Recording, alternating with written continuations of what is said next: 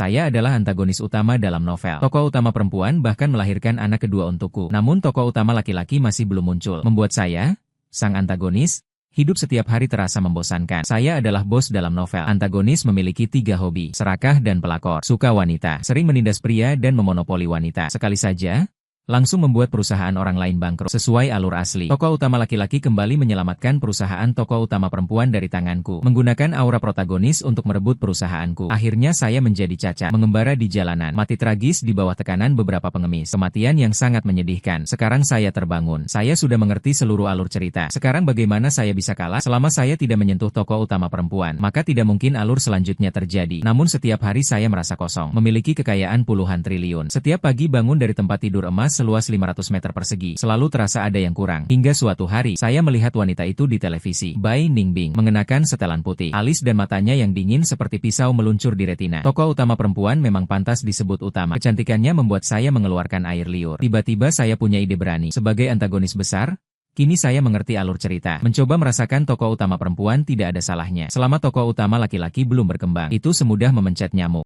Lebih baik bertindak daripada hanya berangan-angan. Saya menggunakan kekuatan super untuk menekan perusahaan Bai Ningbing, memaksa dia menyerah. Bagaimana si kecil Bai bisa melawan? Karena tekanan konglomerat. Segera keluarga Bai berada dalam krisis. Meskipun Bai Ningbing adalah jenius, tetap tak dapat menyelamatkan keluarga Bai yang hampir bangkrut. Begitulah, dia menjadi mainan saya. Semakin saya mainkan, semakin menyenangkan. Namun tokoh utama laki-laki masih belum muncul. Awalnya aku merasa cemas, tapi kemudian menjadi penuh ketegangan dan sensasi. Lambat laun berubah menjadi musik dansa. Sang tokoh wanita kini melahirkan anak kedua untukku. Sang tokoh pria bahkan tidak ada bayangannya. Orangnya di mana? Tokoh pria sebesar itu kemana? Kehilangan ancaman dari tokoh pria. Rasanya tokoh wanita tidak lagi menarik. Pagi-pagi sekali telepon asisten masuk. Suara asisten sangat bersemangat. Ketua direktur, orang yang kamu cari sudah ditemukan. Aku langsung sadar. Berita bagus, cepat.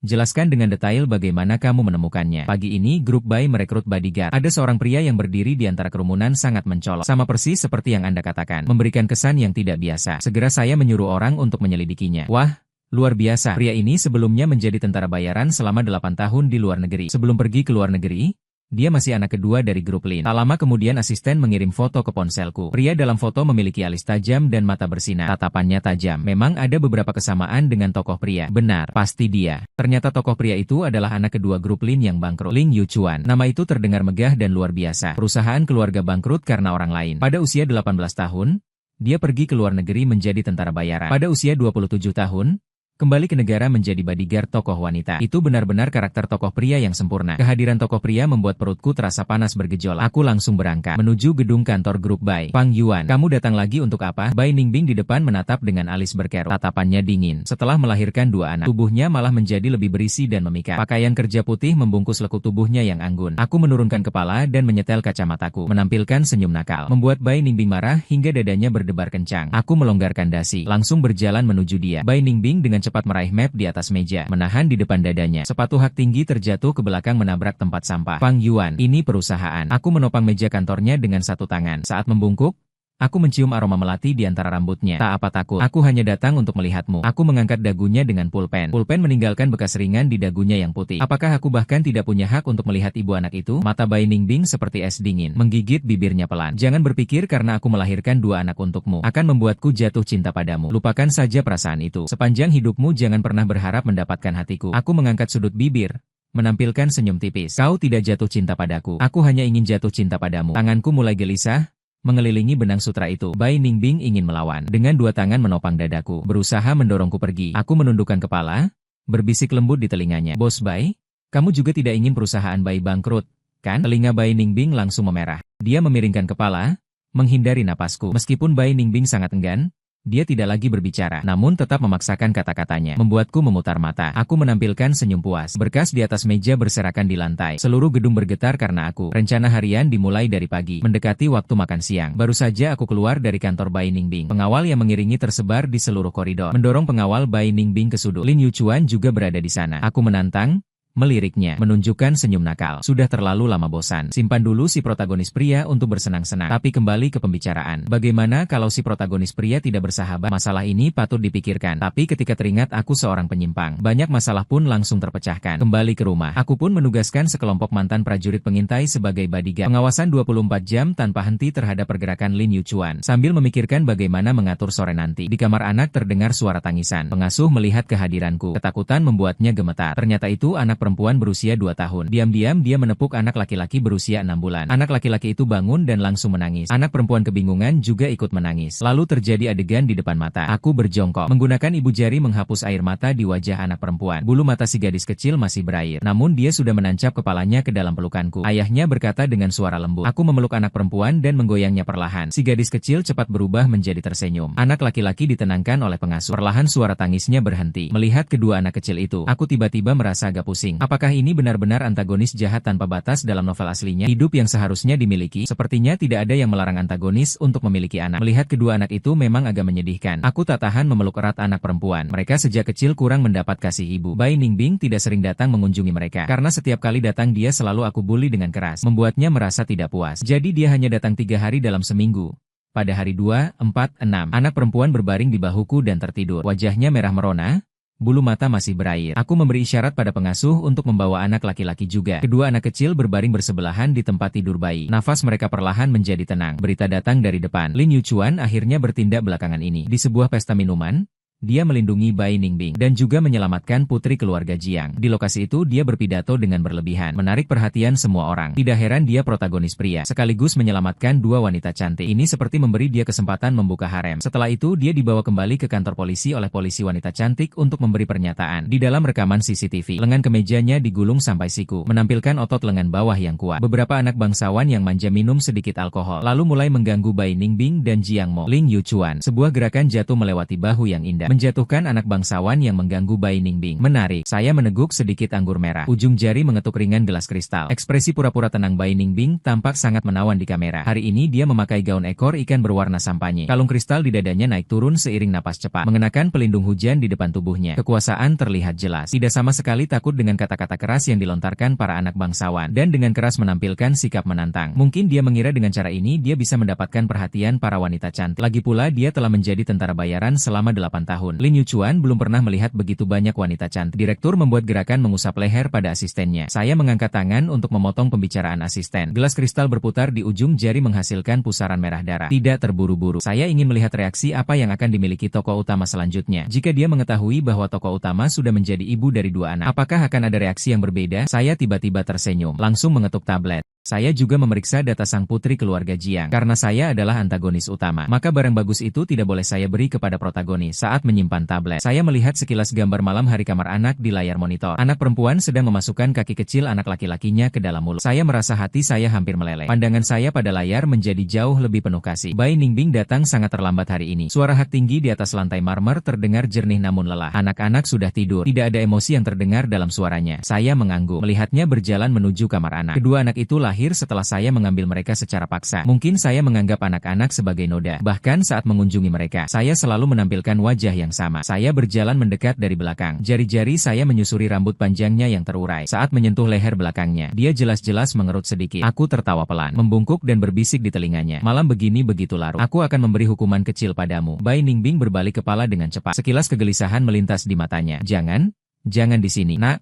Aku memegang dagunya. Masa, bibirnya yang diolesi lipstik. Kalau aku tidak setuju, Bai Ningbing memalingkan wajah. Tapi aku menahan pergelangan tangannya, menekannya di dinding. Apakah kamu gila? Suaranya sangat pelan. Takut membangunkan anak di sebelah. Aku melepaskan dasi, menggigit daun telinga yang gemetar. Aku tidak bisa lebih gila lagi. Selanjutnya, ikuti prosedurnya. Bai Ningbing menahan ketidaksenangannya. Aku memaksanya masuk ke sarang. Matahari sudah tinggi. Aku bahkan merasakan sedikit kelelahan. Aku meraih ponsel di meja samping tempat tidur. Layar menampilkan 3 pesan yang belum dibaca. Laporan pemantauan terbaru dari asisten menunjukkan. Setelah Lin Yuchuan selesai memberi pernyataan di kantor polisi tadi malam, langsung pergi ke sebuah dojo tua di pinggiran kota. Pemilik dojo itu adalah mantan pasukan khusus. Pernah menjadi pengawal keluarga Lin. Menarik. Aku berjalan telanjang kaki di atas karpet wall sampai di pintu kamar anak. Putri saya sedang berbaring di tepi tempat tidur bayi. Dengan tangan kecil gemuknya menyodok wajah adiknya. Ayah melihatku?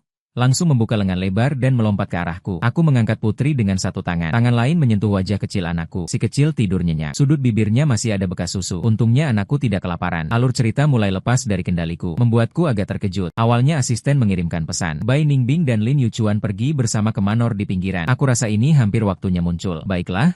Mari kita bertemu sang anak takdir ini. Tokoh utama pria. Saat kedua protagonis pria dan wanita mulai merasakan perasaan tersembunyi, aku muncul dengan gemerlap, menahan mereka berdua. Lalu di depan pria, aku memberitahu wanita kebenarannya, sambil sang pria belum sepenuhnya matang. Akhirnya menyingkirkan pria itu dan merasa lega. Siapa sangka mereka tidak mengikuti skripku. Aku datang ke manor dengan 800 pengawal berpakaian hitam. Aku menendang pintu kamar terbuka, muncul dengan gemerlap. Di dalam, Lin Yuchuan dan pengawal taman tampak terkejut. Bai Ningbing diikat di kursi. Di tangan Lin Yuchuan ada belati. Di atas meja di depannya ada perjanjian pengalihan saham. Pandangan Bai Ningbing padaku jelas aneh. Sepertinya terkejut. Mulut Bai Ningbing yang dibalut selotip mengeluarkan suara isak. Fang Yuan. Tenggorokan Lin Yuchuan bergerak sedikit. Bagaimana kamu menemukan tempat ini? Aku dengan santai melepas sarung tangan. 800 pengawal langsung mengurung manor hingga tidak ada celah. Ada satu anak buah yang sangat mengerti. Segera membawakan sofa kulit asli untukku. Saat duduk, aku melihat mata Bai Ningbing bersinar luar biasa. Lin Aku menyilangkan kaki. Apa yang kalian lakukan? Wajah Lin Yuchuan langsung memucat. Belati itu maju setengah inci. Cepat tarik semua orangmu. Kalau tidak,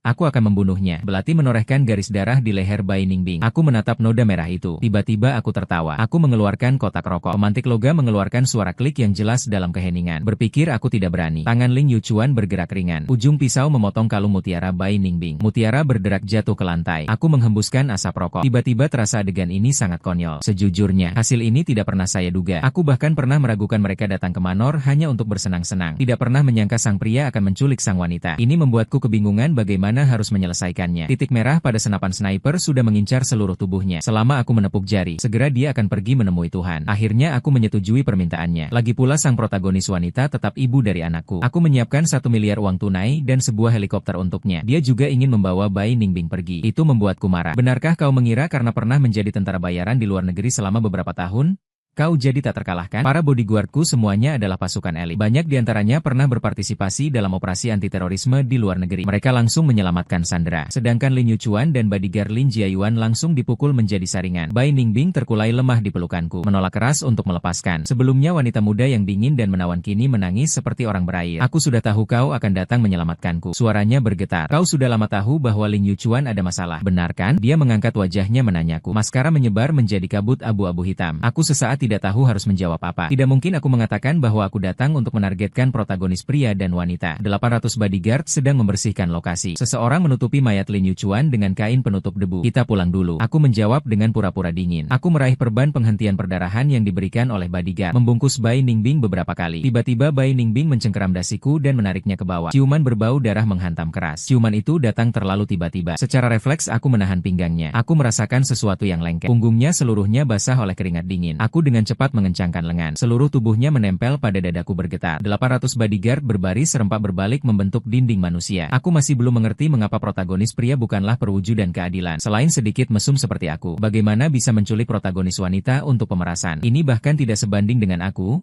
Antagonis besar, membuatku terlihat terlalu baik hati. Lagi pula aku hanya akan menindas pria dan menindas wanita. Di dalam mobil kembali, Bai Ningbing memberitahuku kebenaran. Saat diculik, Lin Yuchuan mengancam milisi, meminta mereka menyerahkan semua saham keluarga Bai. Karena keluarga Bai terus menekan mereka. 9 tahun yang lalu keluarga Lin hancur dan orang-orangnya tewas. Semua ini disebabkan oleh keluarga Bai. Dia ingin mengambil kembali semua yang dulu miliknya. Sebelum almarhum Bapak Bai meninggal, dia juga tidak pernah memberitahu Ningbing ada hal ini. Dia sama sekali tidak tahu. Saat dia berkata, dia langsung menempelkan diri, menempelkan kepalanya di bahuku. Hatiku sangat terkejut. Perasaan Lin Yuchuan kembali untuk balas dendam. Itu juga bukan tokoh utama. Aku memiliki dugaan berani di dalam hati. Lin Yuchuan itu cuma semacam keramik kecil. Dia adalah jembatan bagi hubungan antara tokoh pria dan wanita. Plot ini jelas seperti level di mana tokoh pria membunuh monster untuk pamer. Jadi siapa sebenarnya tokoh pria itu? Kenapa dia belum muncul? Pukul 3 pagi. Asisten mengirim laporan pembersihan sisa kekuatan keluarga Lin. Aku menatap laporan itu sambil melamun. Tiba-tiba Ningbing Bai memelukku dari belakang, menyandarkan kepalanya di bahuku. Membuatku agak bingung. Anak-anak secara tak terduga ditempatkan di kamar kami. Perasaan ini agak aneh. Tiba-tiba terasa seperti keluarga beranggotakan 4 orang. Kabar kematian Lin Yuchuan muncul di tajuk berita. Putra kedua mantan grup Lin meninggal secara tak terduga. Diduga terlibat dalam pertempuran geng. Aku duduk di kantor. Hanya terdengar ketukan pada meja kayu merah. Ningbing Bai belakangan ini menjadi sangat lengket. Setiap hari pulang tepat waktu setelah kerja untuk menemani An. Itu membuatku tidak terbiasa. Tokoh utama tidak muncul. Seharusnya aku tidak bersemangat. Sampai malam hujan itu, aku berdiri di depan jendela lantai lantai penuh melihat cahaya kota. Memeluk bayi laki-laki kecil yang baru saja aku menidurkan, Ning Bingbai. Saat membuka pintu masuk, ujung rambut masih meneteskan air. Memegang undangan emas berkilau. Undangan makan malam amal yang dikirim keluarga Jiang. Dia melemparkan undangan itu ke atas meja kopi. Kuku kristal menggores permukaan beludru hitam. Kamu hari ini sudah bertemu Jiang Mo? Tangan Ning Bingbai sedang mengeringkan rambut. Mengusap handuk sejenak. Di tepi terlihat setengah telinga yang memerah. Sore di salon kecantikan, aku yang kebetulan bertemu menutup mata. Jari-jariku perlahan menepuk bokong kecil anakku. Dengan lembut mengucapkan dalam hati. Seketika tatapannya padaku terasa aneh, seolah-olah bisa membunuh. Aku bersama Bai Ningbing hadir di jamuan amal keluarga Jiang. Secara tak terduga, aku melihat Jiang Yanhe yang seharusnya berbaring di tempat tidur sakit. Dia tampak bersemangat, berdiri di atas panggung memberikan pidato. Aku menyipitkan mata, melihat ke arah asisten di samping. Asisten mendekat ke telingaku berbisik. Dengar-dengar ada pemuda yang menyelamatkan Tuan Jiang. Ilmu kedokterannya agak aneh. Jadi kamu gak mau dulu bilang soal urusanmu yang cuma makan nasi saja?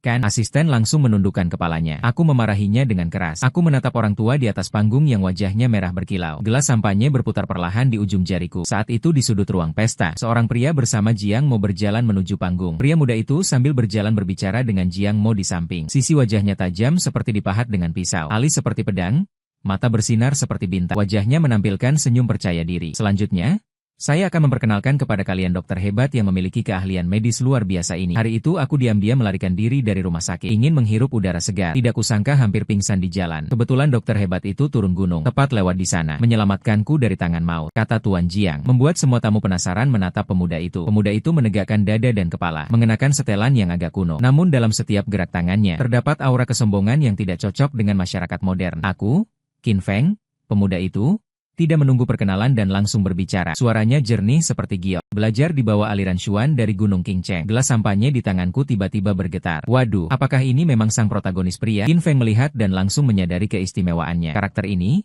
bagaimanapun, lebih dapat diandalkan daripada Lin Yuchuan. Sepertinya dialah. Tampaknya menyadari keanehan saya. Dia diam-diam menekan lengan saya. Kenapa tidak ada apa-apa? Saya berusaha tetap tenang. Namun tatapannya menatap keras pada pemuda bernama Qin Feng. Dia sedang tersenyum sambil menerima ucapan terima kasih dari Tuan Jiang. Namun matanya melayang samar-samar menyapu seluruh ruangan. Saya jelas merasakan tatapannya berlama-lama pada. Akhirnya dia bahkan menatap saya sekilas. Pesta dimulai. Pemuda bernama Qin Feng berjalan di antara kerumunan dengan tangan bersilang di belakang. Dia memancarkan aura yang sombong. Saat itu, seorang wanita cantik berlari cepat 3 langkah sekaligus. Dokter hebat?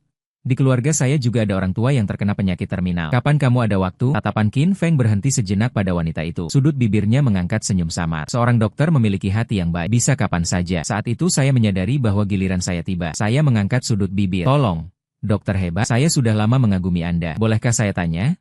Apakah Anda memiliki sertifikat praktik medis? Sertifikat praktik medis. Dia mencondongkan sudut bibirnya. Dia tertawa ringan. Dia mengeluarkan sebuah dokumen berwarna kuning kusam dari saku. Penerus generasi ke-36 dari keluarga Qingcheng San Suanyi. Apakah itu cukup untuk memenuhi syarat? Ternyata memang tidak memiliki sertifikat praktik medis. Saya menoleh melihat wanita cantik tadi. Nona milik keluarga kaya ini. Bisakah kamu menggerakkan otak kecilmu? Bagaimana bisa mempercayai satu sisi cerita orang lain? Berani menilai bahwa dia memang dokter hebat. Kalau ternyata dia menyebabkan kematian, bagaimana? Saya melihat ke sekeliling, menunjukkan senyum puas yang khas penjahat. Apakah kalian pikir apa yang saya katakan masuk akal? Suasana di aula pesta langsung membeku. Wajah Qin Feng tampak suram secara jelas. Mata yang biasanya jernih kini tampak beracun. Tuan Fang Yuan. Dia menggigit gigi belakangnya dan memaksa mengucapkan nama saya. Kamu sedang meragukan warisan sekolah misteri. No. Saya mengulurkan satu jari, berulang-ulang menggambar di depan dia. Jika kamu menganggap dirimu memiliki kemampuan seperti itu, lalu mengapa tidak mengambil sertifikat kualifikasi untuk membuktikan diri? Qin Feng tiba-tiba tersenyum. Tawanya mengandung sedikit kebebasan liar seperti di pegunungan. Pak Fang Yuan benar. Dia bahkan membungkuk memberi salam kepadaku. Besok aku akan pergi ujian. Reaksinya membuatku agak terkejut. Menurut kebiasaan, bukankah dia seharusnya langsung memperlihatkan jurus khusus dan memukul wajahku? Saat itu, seorang lansia yang hadir di pesta tiba-tiba terjatuh. Wajahnya yang semula merah berseri seketika berubah menjadi pucat. Sekitar mulut dan hidungnya mengalir darah hitam yang terus memancar keluar. Perubahan mendadak ini membuat aula pesta menjadi kacau. Qin Feng melengkungkan sudut bibirnya. Dia menatapku dengan penuh kepuasan. Lalu dia melipat lengan bajunya dan melangkah ke sana. Di ujung lengan, muncul deretan jarum perak bercahaya sinar dingin di bawah lampu. Berpindahlah. Dia berteriak keras. Jarumnya sudah menyentuh nadi lansia itu. Pupil mata Qin Feng menyusut tiba-tiba. Dia segera mulai menusukkan jarum. Jarum perak bergetar di dada lansia, meninggalkan bayangan samar. Tekniknya begitu cepat hingga membuat mata berputar. Saat dia hampir berhenti, pintu besar aula pesta tiba-tiba terbuka dengan keras. Polisi menerima laporan bahwa ada praktik medis ilegal di sini. Adegan selanjutnya benar-benar kacau. Petugas medis segera menaruh lansia itu ke tandu. Ketika Qin Feng dikelilingi 3 polisi, wajah tampan itu menjadi hitam legam seperti dasar panci. Dia mencoba menjelaskan bahwa dia sedang menyelamatkan orang. Namun polisi itu berkata satu kalimat, "Tunjukkan sertifikat dokter Anda." Dia terdiam tak dapat menjawab. Jiang mau begitu panik sampai menginjak-injak tanah. Namun kakek Jiang menahannya dengan kuat. "Kakak Qin." Dia menutup mulutnya. Jiang Yanhe menurunkan suaranya sambil memarahi. "Kamu masih menganggap ini belum cukup memalukan?" Aku memeluk pinggang Bai Ningbing, berdiri di pinggiran kerumunan, menikmati drama kacau ini. Lansia yang terbaring di tandu tiba-tiba mengeluarkan suara. Buih darah hitam mengalir deras dari lubang jarum. Wajah Qin Feng berubah drastis. Dia bergegas maju dan dengan cepat menarik semua jarum perak. "Ada apa ini?" Jiang menyusup ke depan dan diam. Qin Feng menegangkan otot-otot di pelipisnya. Tiba-tiba dia memutar kepala menatapku. "Itu ulahmu." Seluruh pandangan penonton langsung terpusat ke sana. Aku perlahan-lahan menata kembali manset bajuku. Qin Shen menyembuhkan orang mati. Dia juga menuduh orang lain. Lansia itu tiba-tiba mengalami kejang hebat. Bagian selangkang celana jasnya mengeluarkan cairan berbau busuk. Qin Feng tiba-tiba mengeluarkan sebuah botol porselen dari dalam pelukannya. Dia menuangkan sebuah pil berwarna merah menyala. "Berhenti." Aku langsung menyadari sudah terlambat. Pil itu dimasukkan ke mulut orang tua itu. 3 detik kemudian, di bawah kulit lansia itu muncul garis-garis darah seperti sarang laba-laba. Mata memuntahkan 2 aliran darah hitam. Dia membunuh. Seorang prajurit wanita berteriak lalu pingsan. Sampai Qin Feng dibawa pergi. Dia tiba-tiba menoleh lagi dan menatapku sekilas. Tatapan itu membuat bulu kuduk di leherku berdiri, seperti ular berbisa yang mengincar mangsanya. "Bai Ningbing yang kamu atur?" bertanya pelan kepadaku. Dia tersenyum tapi tidak menjawab. Aku hanya mencubit pinggangnya yang ramping. Kupikir itu alur dokter legendaris turun ke dunia. Ternyata tidak teruji sama sekali. Praktik kedokteran ilegal dan pembunuhan sengaja dengan bantuan pengacaraku. Di televisi sedang menayangkan berita siang. Praktik kedokteran tanpa izin menyebabkan kematian. Menurut putusan hari ini, tersangka kriminal Qin diancam hukuman mati. Gambar beralih ke ruang sidang. Qin Feng dibawa pergi oleh petugas keamanan pengadilan hingga ke ujung terakhir. Dia dikelilingi oleh keluarga korban di antara kerumunan. Mereka meludahkan air liur ke wajahnya. Asisten mengirimkan pesan kembali, mengonfirmasi target telah mati. Aku membuka sebotol anggur merah, kembali tenggelam dalam pemikiran. Siapa sebenarnya yang menjadi tokoh utama? Pantiku belum panas. Keluarga Wen mengirimkan kabar. Menantu keluarga Wen membunuh tuannya di pesta ulang tahun panjang umur. Membuat semua orang terus terkejut, kecuali menantu Jiteng yang terlambat, itu saja, tidak membawa satu hadiah yang layak sekalipun. Untuk menunjukkan kesungguhan, melihat beberapa huruf besar yang melambangkan naga terbang dan phoenix menari, langit membalas kerja keras, para tamu tertawa terbahak-bahak, diberi cercaan keras. Hampir kebahagiaan berubah menjadi tragedi, membuat seluruh keluarga Wen marah. Dalam sekejap, dia merobek tulisan itu menjadi serpihan. Jiteng juga bisa menahan. Bahkan dia mengambil sapu, menyapu bersih lantai dengan sekop. Beberapa tamu penting tidak tahan melihatnya. Langsung naik dan memamerkan diri dengan gaya sok keren. Lalu dia ditampar wajahnya oleh Jiteng. Berteriak, "Bodoh, berani menyinggung konglomerat Fang? Apakah kamu tidak ingin hidup lagi? Kamu ini, orang tak berguna." Cepat berlutut, membungkuk dan meminta maaf kepada beberapa tamu penting. "Benar? Semua tamu penting itu adalah keluarga kami. Pesta ulang tahun keluarga kelas 3 pada musim berikutnya. Tidak perlu saya hadir secara pribadi." Jiteng di depan keluarga Wen memberi tatapan yang sedikit meremehkan, sedikit tersenyum, berbicara tanpa rasa malu, mengatakan bahwa urusan Fang bisa dihancurkan dengan satu jari. Seketika membuat keluarga Wen panik. Menantu kecil, bagaimana dia berani mengucapkan kata-kata yang begitu melanggar norma? Seketika para senior keluarga Wen bersatu menyerang. Jiteng secara paksa menerima lebih dari 10 tamparan besar yang dia sukai. "Keluarga Fang kami juga bukan orang lemah. Sekarang keluarga Wen harus memberi penjelasan." Wen Jia Chongsu mengangkat tongkat kayu, berencana mematahkan kaki Jiteng. Jiteng menepuk sudut mulutnya dengan gaya Nike, seketika menjatuhkan semua saudara ipar ke tanah. Terbalik, menantu menyerang. Nyonya Wen menepuk paha, menyentak kaki, berteriak keras. "Perwakilan keluarga Fang kami." Wajahnya berubah. Orang ini ternyata begitu otoriter. Tubuhnya memancarkan cahaya yang tak terkalahkan. Langsung melambaikan tangan, bersiap mengirimkan para bodyguard sekaligus. Bicara lambat, aksi cepat. Tiba-tiba seseorang berdiri dan berteriak keras. Aku lihat siapa yang berani 10 orang sekaligus berdiri. Masing-masing berbahu lebar dan pinggang kuat. Wajah mereka dipenuhi aura mematikan. Semua memakai mantel hitam. Aura mereka sangat mengagumkan. Seluruh aula pesta langsung menjadi sunyi. Mereka menatap orang banyak dengan wajah penasaran. Bahkan belum menunggu Karami kecil dari keluarga Fang berbicara, Jiteng mengerutkan alis. Dengan wajah tidak senang, dia berkata, "Siapa yang mengizinkan kalian datang? Pergilah." Mendengar itu, Aku tak sengaja mengerutkan alis. Apakah ini memang sang protagonis legendaris berbicara kasar kepada orang luar, terhadap keluarga, lemah lembut dan penurut, tidak mau menelan kepahitan, terhadap bawahan, menyerang dengan pukulan keras. Orang dengan mantel itu berlutut dengan satu lutut karena ketakutan, dengan kedua tangan berdoa. Aku tahu situasi di luar negeri bergejolak. Namun ketika aku meninggalkan Shurajun dulu, aku pernah berkata, tidak akan lagi mengurusi. Aku hanya ingin menjadi menantu biasa yang sederhana. Kalian pergilah, jangan lagi mencari aku. Kemudian dia menatap kerumunan penonton yang kebingungan. Dengan ramah berkata, kalian tidak perlu takut. Mereka semua adalah saudaraku. Mereka ingin memanggilku kembali. Namun aku sudah bosan dengan pertarungan terus-menerus. Aku berharap semua orang memberi hormat kepada Shura War Godku. Keluar, jangan mengungkap identitas asliku. Sial, memang bisa berpura-pura. Jika kamu tidak bilang, siapa yang tahu kalau kamu adalah Shura War God? Melihat ekspresi orang banyak, Jiteng sangat puas. Dia melambaikan tangan, memberi isyarat pada pria bermantel untuk segera pergi. Jangan lagi mengganggunya. Menjadi orang lemah yang biasa saja. Penonton akhirnya tak bisa menahan ekspresi mereka. Tertawa terbahak-bahak. Seseorang tertawa sampai hampir tidak bisa bernapas. Hal itu membuat Jiteng agak kebingungan. Ketawa sampai mati.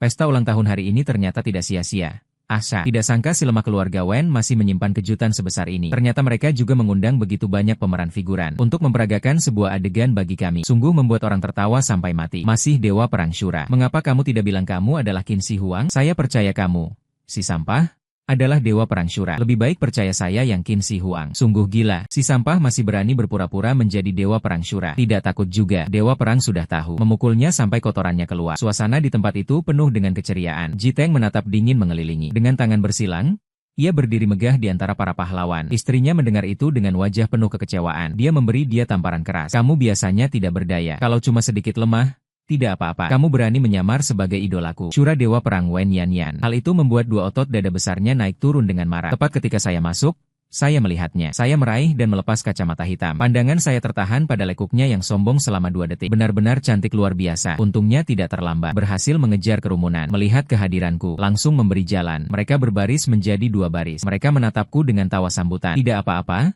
Kalian lanjutkan. Saya dengar ada orang yang bisa menghancurkanku dengan 1 jentikan jari. Keluarga Fang agak penasaran. Jadi mereka datang melihat. Seluruh ruangan tiba-tiba hening sehingga terdengar suara jatuh. Jiteng masih tetap berdiri dengan tangan terbalik. Berpose seperti bumi. Kata-kata itu memang saya yang ucapkan. Saya tetap dengan nama yang sama. Tidak mengubah nama keluarga. Saya adalah Shura Dewa Perang Jiteng. Mereka semua adalah bawahanku. Lukisan dinding. Jiteng membuat gerakan mengayunkan jubah. Berpenampilan seperti Dewa Perang yang kembali. Tiba-tiba orang-orang dengan jas hujan berlutut serentak dan berteriak. Sudah melihat Dewa Perang. Adegan ini seketika membuatku merasa ini tepat. Jiteng adalah tokoh utama laki-laki. Tokoh utama laki-laki adalah Jiteng. Aku sudah menjalin hubungan dengan Bai Ningbing selama lebih dari 3 tahun. Ternyata aku salah pilih. Ternyata Wen Yanyan adalah tokoh utama perempuan. Tidak heran karena belum bisa masuk ke alur cerita yang tepat. Aku menatap Jiteng dengan senyum setengah. Tuan Dewa Perang, karena kamu masih ingin melanjutkan peranmu, maka aku tidak akan bersikap sopan. Keluarga Fang kami bukan sesuatu yang bisa ditekan begitu saja oleh sembarang orang. Kalian beberapa pemeran figuran, bicaralah. Berapa banyak yang dia beri kalian? Aku beri kalian 10 kali lipat. Seorang pria dengan mantel panjang berdiri. Matanya merah menyala. Berteriak keras. Berani sekali menentang Dewa Perang. Cepat berlutut kepada Dewa Perang,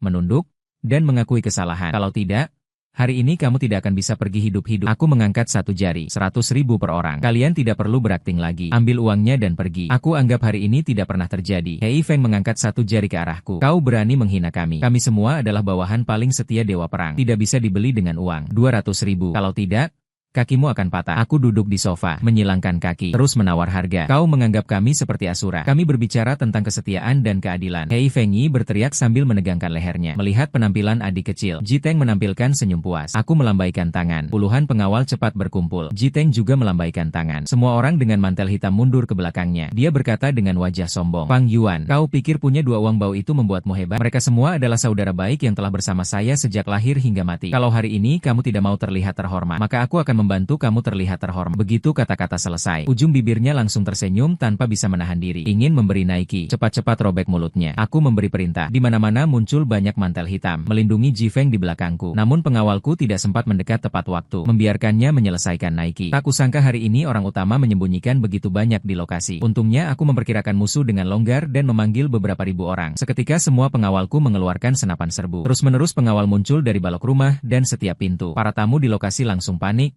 Ji Feng, katakanlah aktor penggantimu lebih tangguh, atau tembakan pengawalku lebih baik. Aku menatapnya dengan senyum jahat. Ji Teng tidak bisa dibicarakan apa-apa. Aku ternyata begitu kejam. Berani sekali menampilkan sikap seperti ini di negara naga. Wajah Ji Teng akhirnya berubah. Pupil matanya berkedut melihat sekeliling. Mode gun yang hitam pekat. Kelenjar dadanya berputar sebentar. Kau gila. Menggunakan begitu banyak senjata panas di dalam wilayah negara naga. Dengan santai aku mengeluarkan sekotak cerutu dari sakuku. Asisten di sampingku dengan sopan menyalakan api untukku. Aku menghirup dalam-dalam, menghembuskan lingkaran asap. Sikap penjahat harus sestandar mungkin. Ji Feng, jika kamu sekarang berlutut padaku, aku bisa mempertimbangkan untuk melepaskanmu. Berani. Sang dewa perang Shura yang megah. Kenapa mantel hitam aneh belum selesai dibicarakan? Dua lututnya langsung berlubang. Terpaksa berlutut keras di tanah. Aku pernah bilang, mematahkan kaki akan memicu hukum bersama Ji Feng. Kau percaya atau tidak? Tembakan berikutnya adalah dua testikelmu. Wajah Ji Feng langsung memucat. Kedua kakinya secara naluriah menjepitnya. Para mantel hitam di belakangnya mundur setengah langkah serempak. Beberapa bahkan mulai gemetar. Pang Yuan Ji Feng menggertakkan gigi. Apakah kamu tahu apa yang kamu lakukan? Aku menepuk abu rokok. Senyumnya makin mengerikan. Tentu saja aku tahu aku sedang membersihkan barang palsu untuk sahabatku,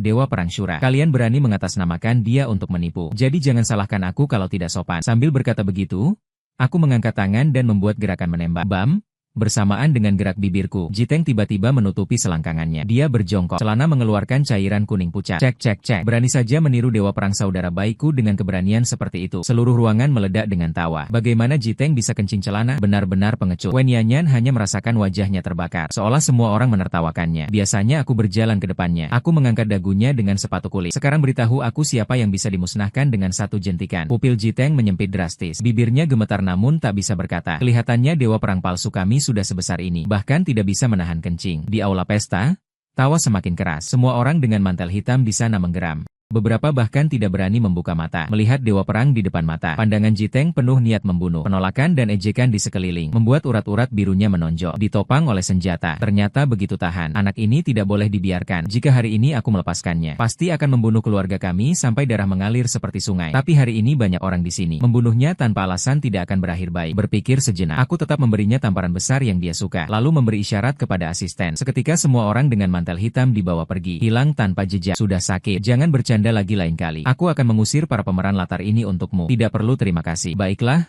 baiklah. Semua cepat duduk dan ambil makanan. Kalau tidak makan lagi, akan dingin. Ya, ya. Cepat-cepat masuk tempat duduk.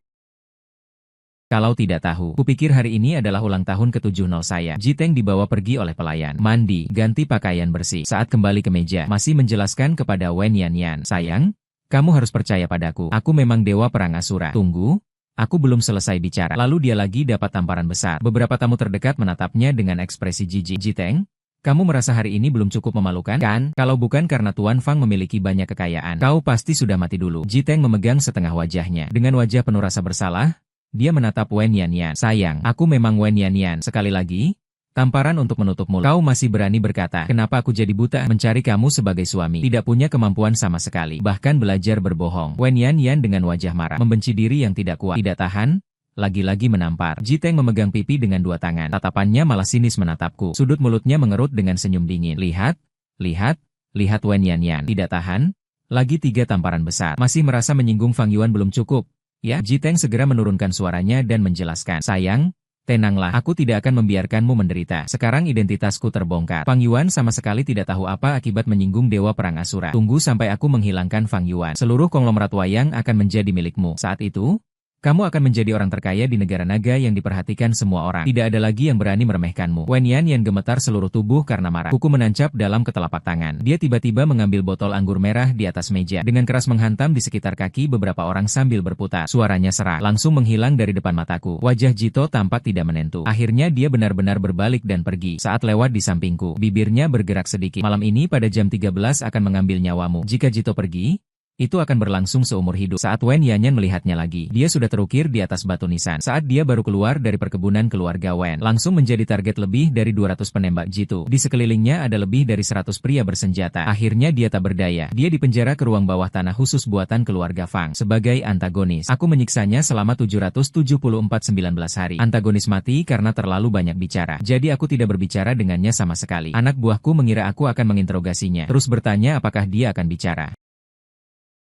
Hampir tidak bisa pulih. Aku orang baik di sekitarku. Tidak tahan melihat si protagonis sedih. Langsung membuat anak buahku bertindak tegas. Setelah mengikatnya, Masih takut dia belum mati total. Membaginya menjadi bagian timur dan barat. Dengan begitu tidak perlu khawatir dia bangkit lagi. Dengan begitu aku bisa tidur nyenyak tanpa khawatir. Tapi masih ada satu masalah. Bagaimana harus mengatasi Bai Ningbing ini? Dia sekarang sangat melekat. Seringkali dia pulang lebih awal sebelum jam kerja selesai untuk memasak. Saat makan, dia sesekali menatapku sambil tertawa konyol. Menunggu anak-anak pergi lebih awal. Dia kemudian berdiri dengan pakaian kerja yang seksi. Langsung berjalan ke arahku. Menarik dasi saya. Lalu dia duduk bersila di atasku. Seperti kucing kecil, dia menggosokkan wajahnya ke wajahku. Ini tidak beres, sangat tidak beres. Dia sekarang seperti gadis yang sedang jatuh cinta. Membuatku agak kebingungan. Apakah ini perasaan jatuh cinta? Bai Ningbing belakangan ini semakin berani. Dia bahkan berani saat aku menandatangani dokumen. Meletakkan susu panas dengan berat di depanku. Dasar gelas kaca menabrak meja kayu solid. Bunyi, dong, terdengar. Aku mengernyitkan alis dan mengangkat kepala. Menabrak ujung telinganya yang sedikit memerah. Dia berkata dengan nada garang. Jari-jarinya tanpa sadar mengacak bagian bawah ke meja. Aku meletakkan pena. Dengan sengaja menatap dingin. Bos Bai sekarang berani memberi perintah kepadaku. Ya?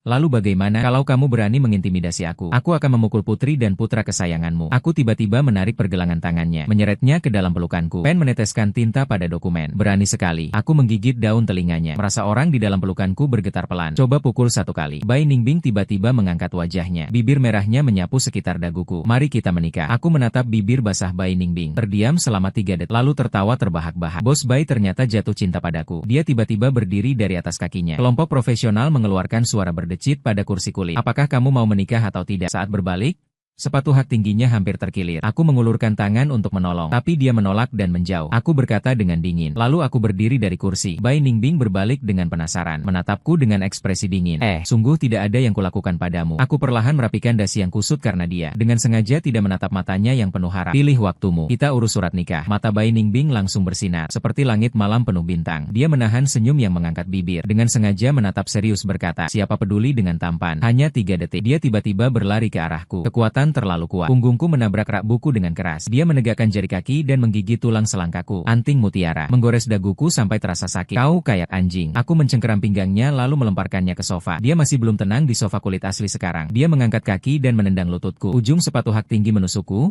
membuatku terengah-engah. Wajar saja. Dia membuka 2 kancing kemeja. Siapa yang membiarkanmu melakukannya terakhir kali di mobil? Aku menahan dia dengan 1 tangan. 2 pergelangan tangan menekan di sekitar kepalanya. Dia tiba-tiba panik dan menendang. Anak itu masih di sebelah. Aku berhenti sejenak, lalu tersenyum nakal. Siapa yang membiarkanmu menggoda aku? Dia berjuang dan menjatuhkan susu di atas meja. Cairan putih mengalir di tepi meja dan menetes ke punggung kaki putih bersihnya, membuatnya kotor. Suara tangisan anak tiba-tiba terdengar dari kamar anak. Bai Ningbing melompat seperti kelinci yang terkejut. Dengan panik mengatur pakaian. Kenapa panik? Aku dengan tenang membantu dia mengancingkan kemeja. Kancing itu bukan pertama kalinya menjadi ibu. Dia menatapku dengan tajam. Namun saat berbalik, dia diam-diam tersenyum. Cerita selesai.